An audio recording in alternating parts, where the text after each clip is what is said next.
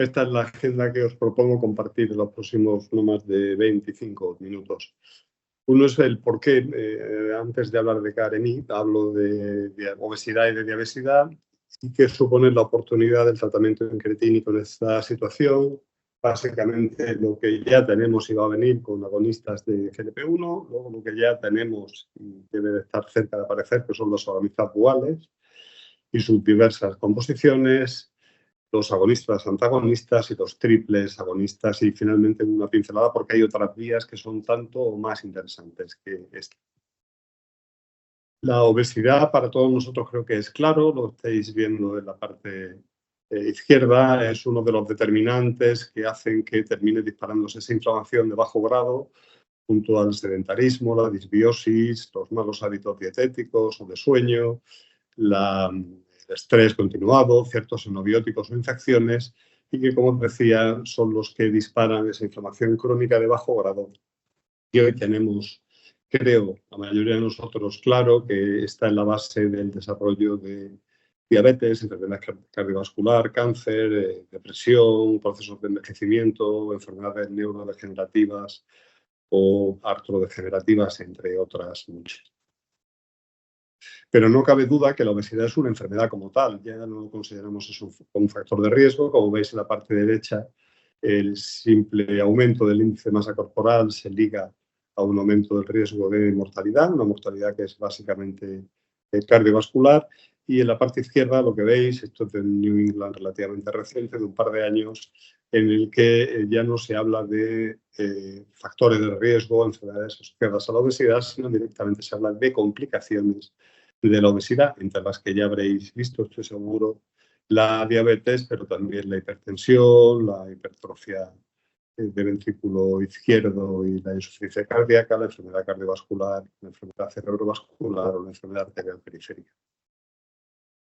De hecho, hace muchas semanas, en el propio Circulation se recoge como, intentando mirar desde este punto de vista viajes y comparado con una personas sanas y factores de riesgo, como el exceso de un tejido adiposo que además es disfuncional, especialmente cuando se acumula en el abdomen, es el primer paso de toda una escalera que termina llevando a estadios clínicos que se manifiestan con cardiopatía isquémica, fallo cardíaco, alteraciones de la frecuencia cardíaca, enfermedad arterial periférica o enfermedad cerebral periférica.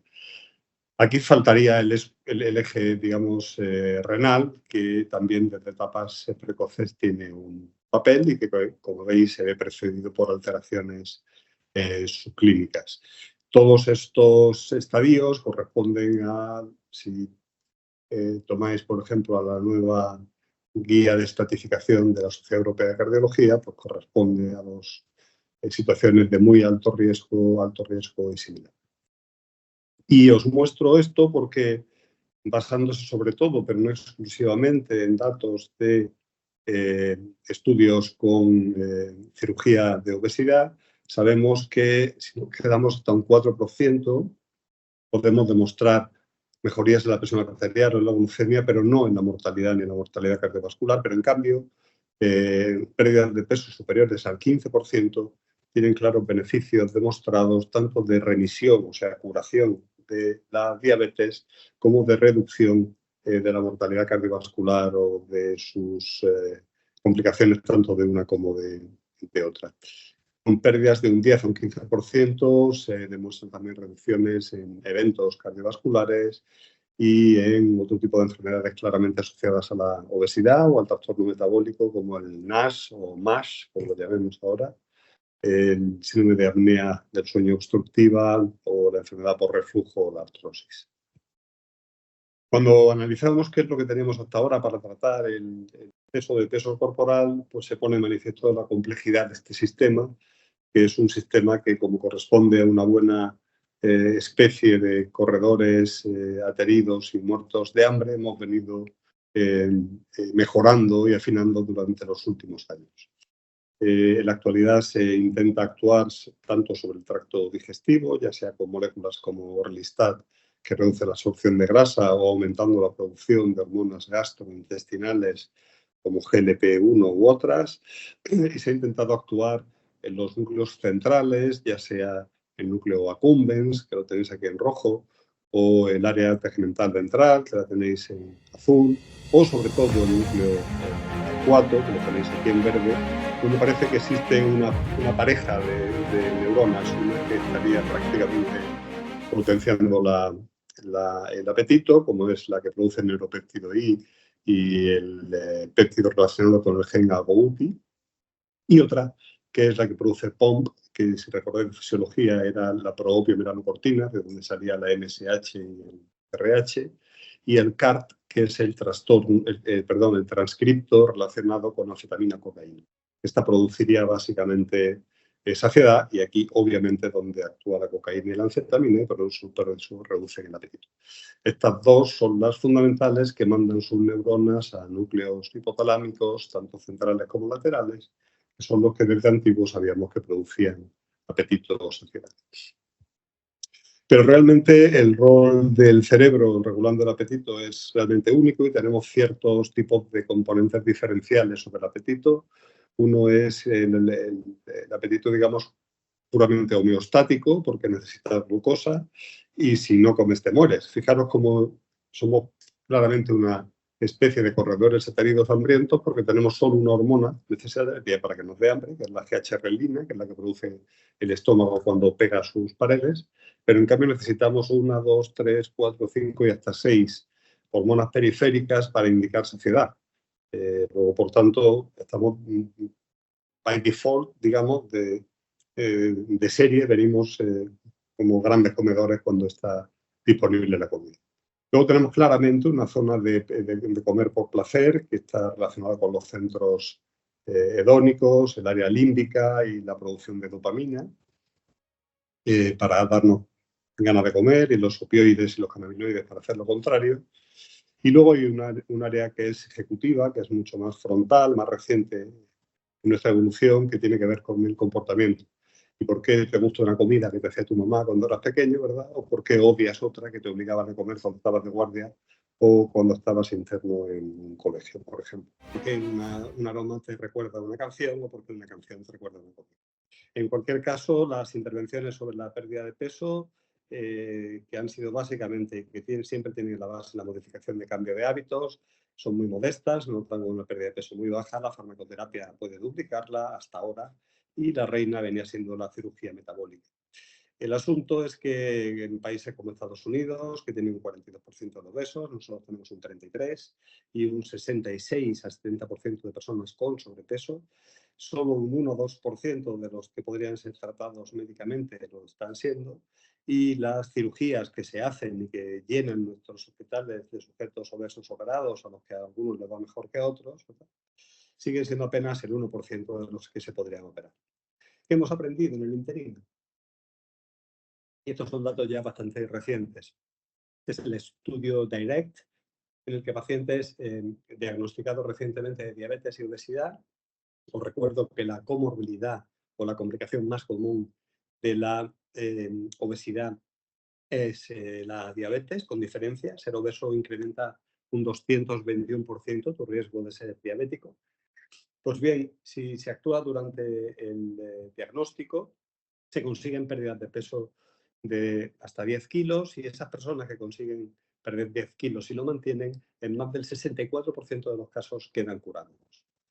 También lo sabemos de estudios de cirugía, en el que cuando se trata quirúrgicamente, incluso con técnicas menos agresivas como la manga gástrica, nunca el balón, la manga gástrica, o más agresivas como el bypass intestinal o las asas en Iderrux, se consiguen revisiones que llegan al 80-90%, o sea, pacientes con glucemias por debajo de 6,5 sin tratamiento, en el 80% de los casos, insisto, si esto se hace de forma precoz durante los primeros 4 años.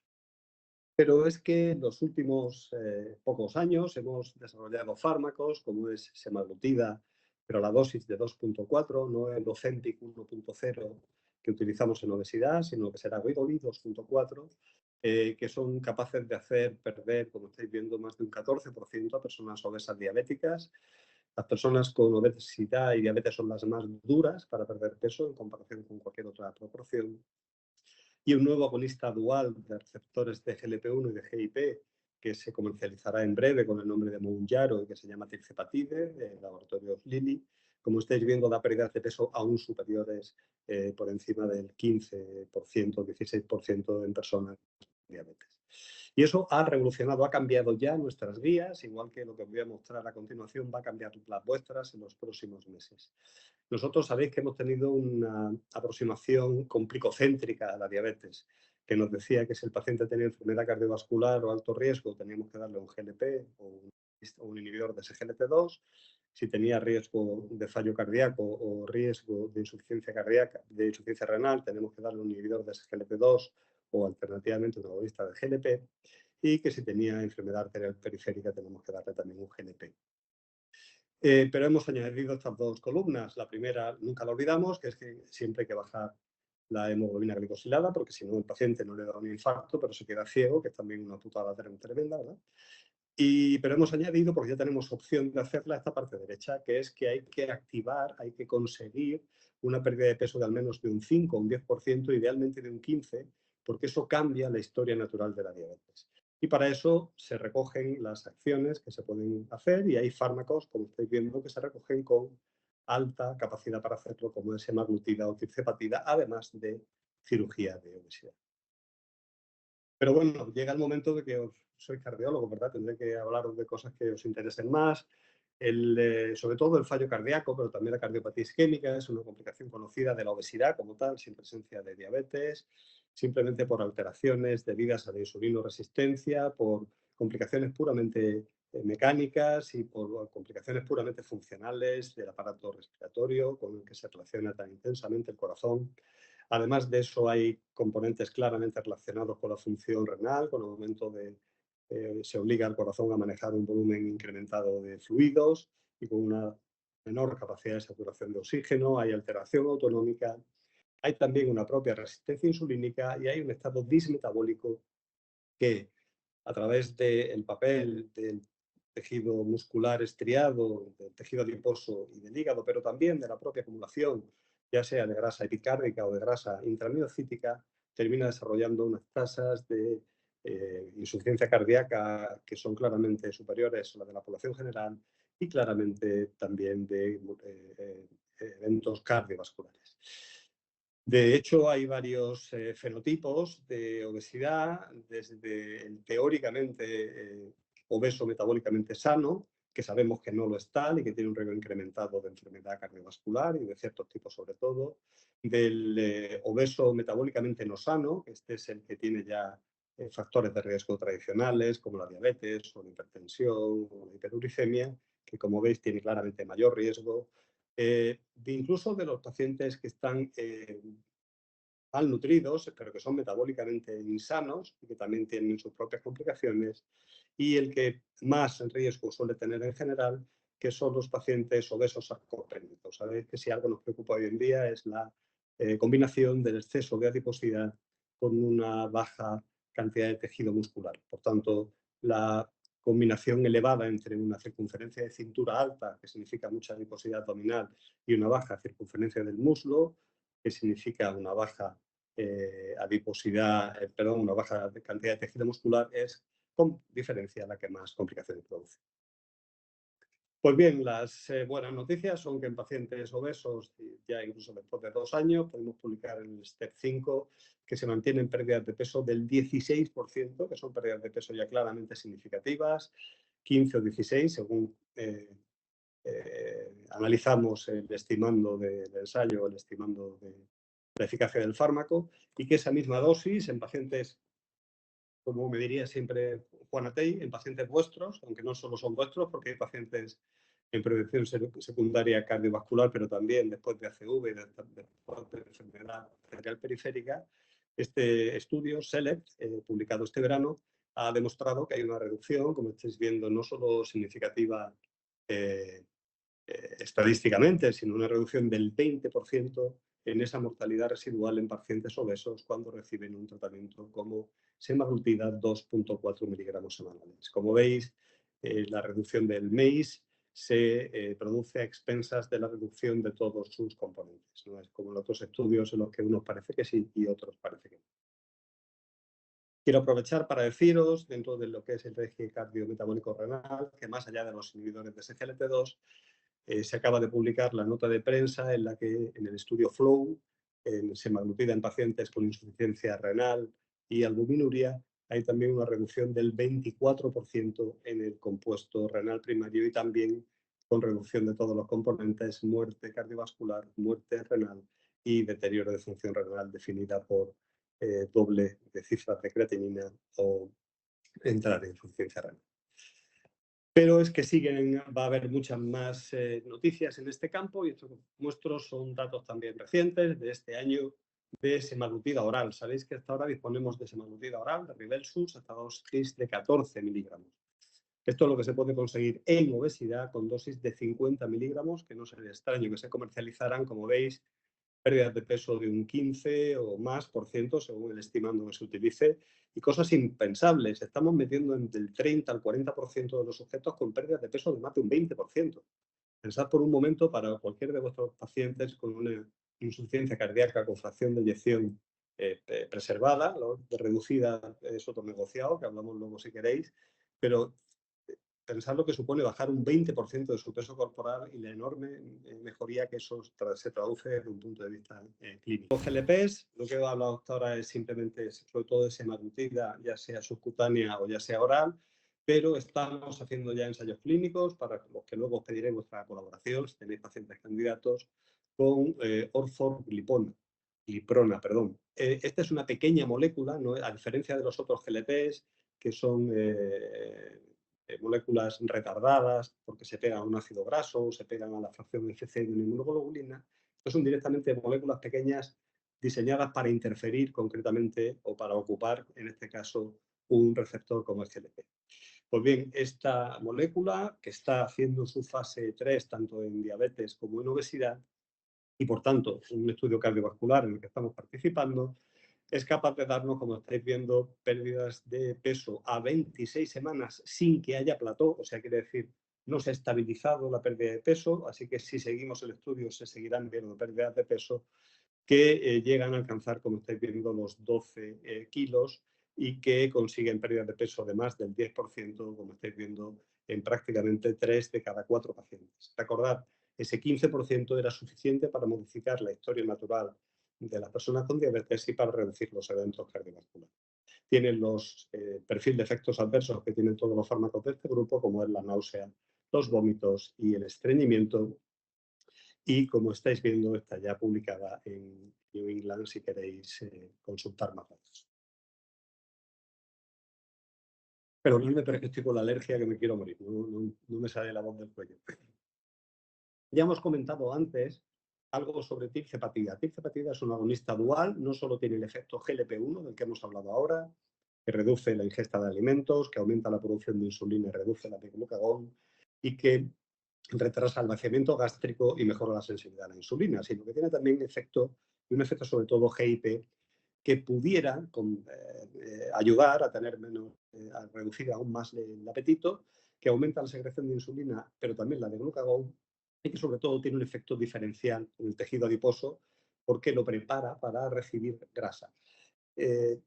Muy rápidamente, el humano es, como os decía, una especie de corredores ateridos muertos de hambre, así que estamos perfectamente preparados para situaciones en las que hay exceso de alimento para almacenarlo en el sitio propicio. Y el sitio propicio es el tejido adiposo blanco subcutáneo.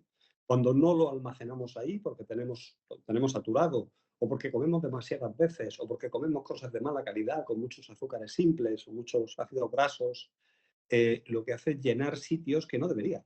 Y esos sitios son el corazón, son el riñón, son el hígado o son el páncreas. Y por eso aparecen las enfermedades asociadas a la obesidad. El GIP es fundamental para redireccionar ese tráfico hacia el tejido adiposo blanco.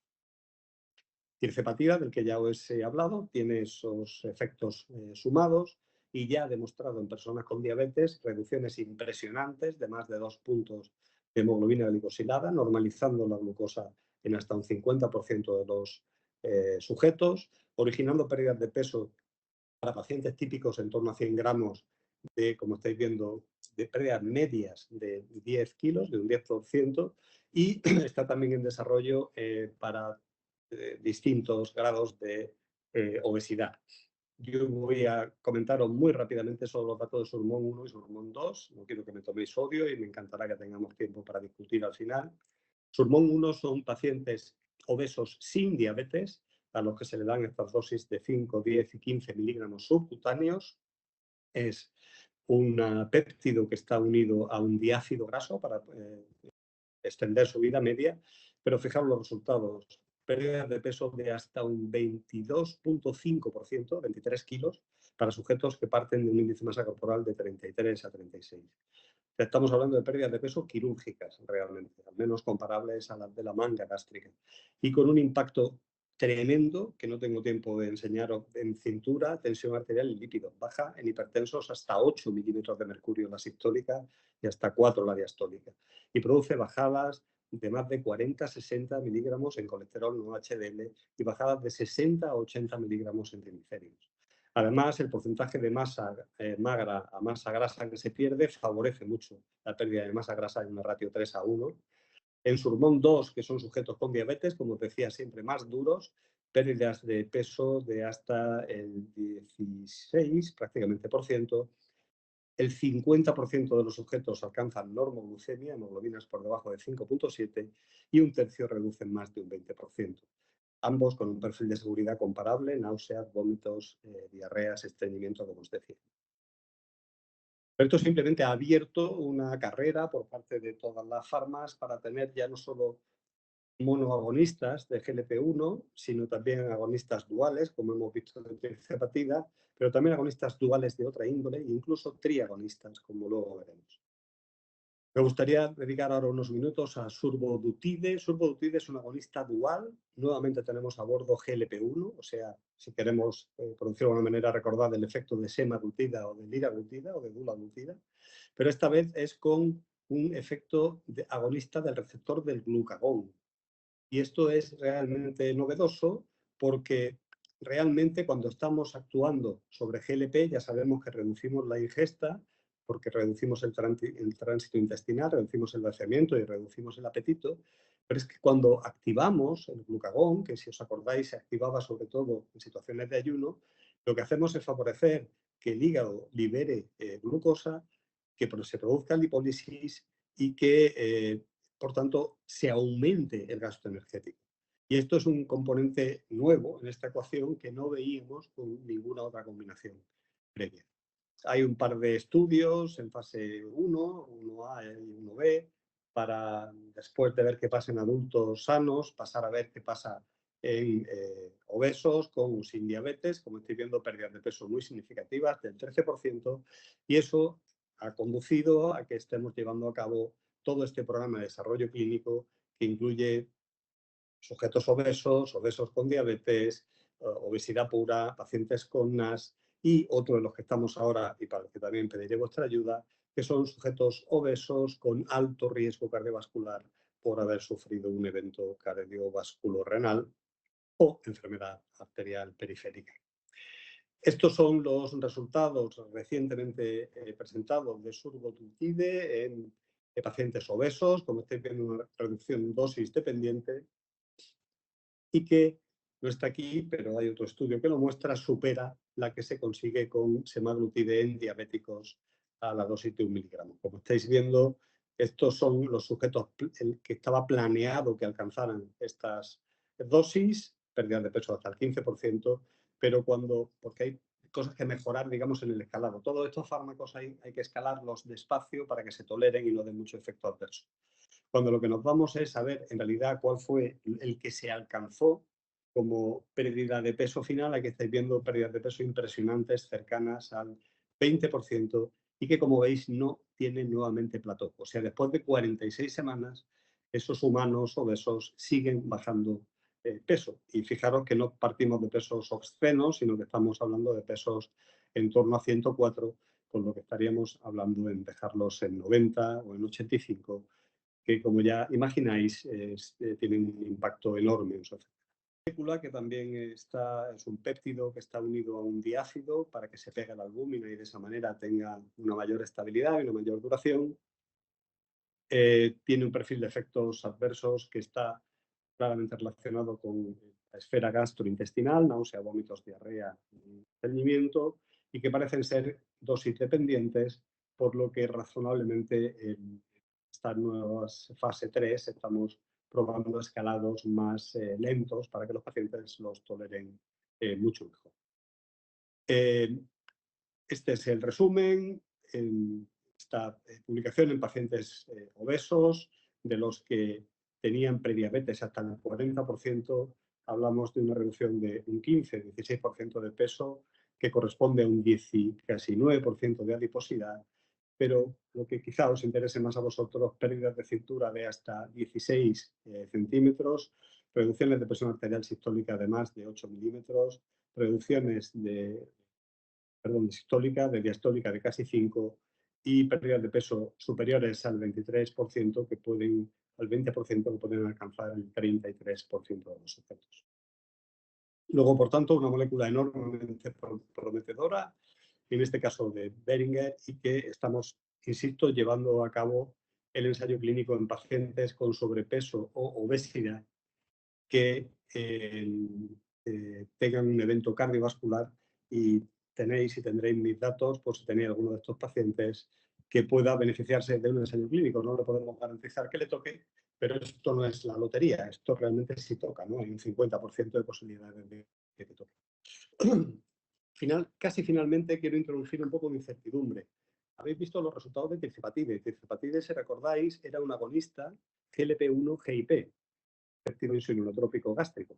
Pues bien, este año pasado se ha lanzado esta molécula que es un agonista de GLP-1, pero antagonista de GIP, es de Amgen, y también va a pasar el desarrollo clínico y vamos a empezar la fase 3.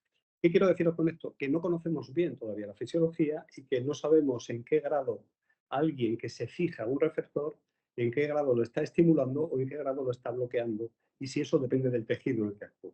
Por tanto, introducir una cierta incertidumbre. No es que todo lo que sea GLP o todo lo que sea incretina es bueno, sino que parece que el glucagón es claramente un farmacóforo del que somos capaces de, con pocas modificaciones de aminoácidos, tener un cierto efecto de glucagón, un cierto efecto de GIP o un cierto efecto de GLP-1. Y la mejor muestra es que es el penúltimo, la penúltima molécula que os quiero mostrar antes de que empecéis a desarrollar ya un odio insostenible por mí. Se llama retatrutide. Esta también va a haber que sabérsela. Y va a haber que sabérsela porque nuevamente es una molécula peptídica que está pegada a un diácido, que tiene actividad de GIP, que tiene actividad de GLP y que tiene actividad de glucagón. Este es como el hombre orquesta, digamos. A quien más se fija con diferencia es a GIP, pero también se fija al resto de moléculas. Tiene muchos ensayos clínicos en marcha. Estamos ya acabando, de hecho, el desarrollo clínico en diabetes, y está también muy avanzado el desarrollo clínico en obesidad. Pero fijaros este estudio, que es de los pocos publicados, comparado con placebo, comparado con dosis diversas desde 1 hasta 12 miligramos y con diversos escalados. Fijaros qué barbaridad lo que es capaz de conseguir. Perdóname, me voy a poner las gafas porque es que aquí en la tableta no lo veo bien y no quiero decir barbaridades. Lo que estoy viendo aquí son pérdidas de peso a 48 semanas de un 21 a un 24%. Y que para personas que están en torno a 108, supone, para las dosis más altas, quedarse en 80 kilos. Estamos hablando de perder esos 18 kilos. Si os vais aquí a la parte derecha, me gustaría que os fijarais, no sé si veis mi puntero. No sé si lo veis. Pues fijaros, os fijáis aquí arriba, más del 5%, veis que hay un 100% de respondedores. O sea, no hay nadie que no pierda peso con este fármaco. Cuando vamos a un 10%, lo que tenemos es un 80%, y así sucesivamente. Pero por primera vez aparece los que pierden más de un 30% y que son, para las dosis altas, como estáis viendo, prácticamente un cuarto. Luego, por tanto, algo realmente poderoso, que baja también muchísimo la hemoglobina glicosilada, que también se administra de forma parenteral semanal y que comparte los efectos adversos de los que ya venimos hablando, que quizá un poco mayor de cantidad. Este fármaco ha tenido un subestudio. Sabéis que está muy de moda el MASH, que es como se llama ahora, ¿no? El Metabolic Associated Steatohepatitis. Pues bien, en estos sujetos, me vuelvo a poner la gafa porque es que esto es tan loco que yo a veces ni me lo creo. la ganancia, la pérdida de grasa que se alcanza con las dosis altas es de más del 80%, como veis. Esto supone que normaliza la grasa hepática en prácticamente el 90% de los sujetos que lo toman, con el impacto que eso tiene a la hora de desarrollar hígado graso. Y fijaros como algunos de los marcadores que estamos empezando a utilizar como pronóstico, sobre todo de fibrosis, sobre todo con las dosis más altas, se ven claramente reproducidos. ¿Qué quiero deciros con esto? Que este síndrome cardiometabólico renal, que hemos aprendido a tratar con fármacos que empezaron desarrollándose en diabetes, como es el caso de los inhibidores de SGLT2 o los agonistas de GLP-1, y que luego demostraron que eran capaces de dar beneficios en personas con insuficiencia renal o cardíaca sin o con diabetes. Estamos yendo todavía más allá porque también son capaces de prevenir el NASH, y ese es otro claro componente del síndrome metabólico. Y la última diapositiva que quiero poner es el futuro, quizá un poco más lejano, pero más esperanzador.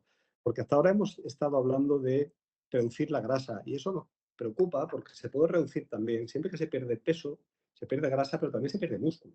Y vosotros, como yo, sabemos que la fragilidad es el principal determinante del riesgo de muerte. No nos interesa que las personas de edad pierdan masa muscular, y de hecho les ponemos a todos a intentar hacer ejercicio de potencia, ¿verdad? Que hace mucho tiempo sabemos que es bueno. Pues bien, esta molécula que se llama bimagrumab tiene la capacidad de interferir, de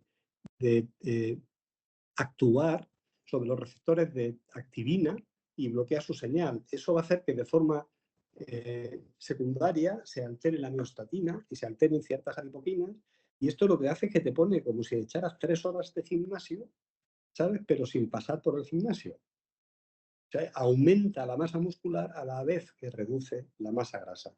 Claro, de momento es solo intravenoso, pero cuando se da con una molécula como esta, será cuestión de tiempo que se encuentre la forma de que se pueda dar por otra vía, y eso, desde luego, supone un avance muy significativo. También, los que tengan interés, podéis ver publicaciones en revistas prestigiosas y seguir algunos de los ensayos clínicos iniciales que se han publicado.